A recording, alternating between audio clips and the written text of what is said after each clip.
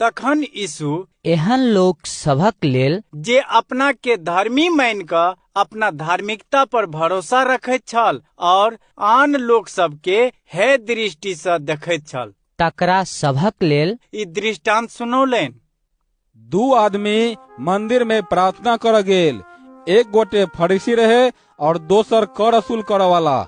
फरीसी ठाढ़ भ क एहि तरह अपना विषय में प्रार्थना क क कहऽ लागल, हे परमेश्वर, हम अहाँके धन्यवाद दै छी जे हम आन लोक सब जकाँ ठकहारा, दुष्कर्मी वा परस्त्री गमन करऽ वाला नहीं छी, आ ने एहि कर वसूल करऽ वाला सन छी।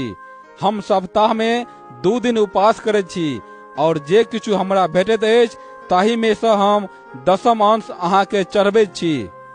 मुदा कर वसूल करऽ वाला फराके से ठाढ़ भ क स्वर्ग दिस अपन आँखि उठेबाक साहसो नहीं कयलक, बल्कि छाती पीटैत बाजल, हे परमेश्वर, हम पापी छी, हमरा पर दया करू। हम अहाँ सबके कहै छी जे ओ पहिल आदमी नहीं बल्कि ई दोसर आदमी परमेश्वरक नजर में धर्मी ठहर के अपना घर गेल। कारण जे केओ अपना के पैघ बुझैत अछि से तुच्छ कयल जायत, और जे अपना के तुच्छ मानैत अछि से पैघ कयल जायत।